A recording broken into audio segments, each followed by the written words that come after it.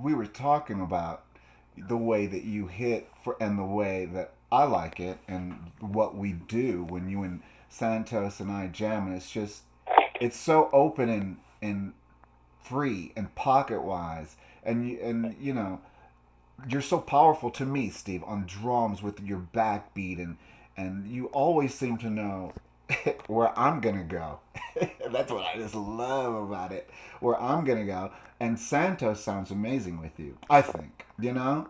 Yeah, yeah. I think we play very well together. Part of it, I guess, part of it is really when we sit down and play together, we play together. We Yeah. listen to each other. I always found it like sometimes when you play with some people, when they start to sort of showboat to the audience, Yeah. they Yeah. forget about the music. I mean, it's okay to showboat to the audience, but you really got to know what you're doing as far as what you're doing musically. You got to be locked in first, and sometimes with certain people, I have to sort of drag them back to hey, you know what? You're over here.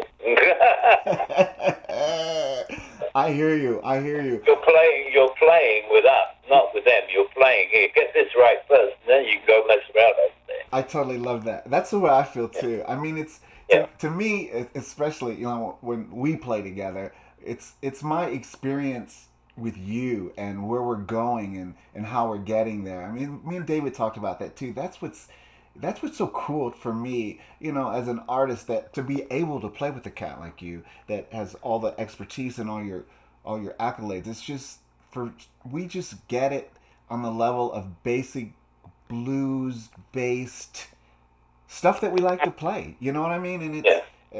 and you are just the master of it. And when we get into that groove, and we look at each other, and I can't look at you too much like David because we start laughing because it Yeah. sounds so good, And then when it's Oh, okay. You look at me and laugh. Is that it?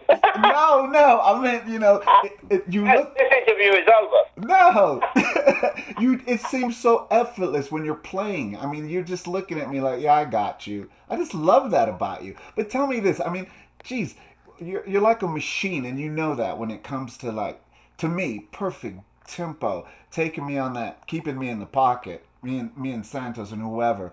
I mean, playing with Petty, you're just like a metronome and just know the groove so well. Am I dreaming, or is that like how it is? I mean, you could tell you love that stuff, but Well, yeah. I mean, I can tell you the Tom is as far as being a leader of the band. yeah, He really, he's kind of like me. It's like when sometimes you'll do a different arrangement of something and you'll play it faster than on the record. yeah, But usually he likes to keep things at record tempo or more slower.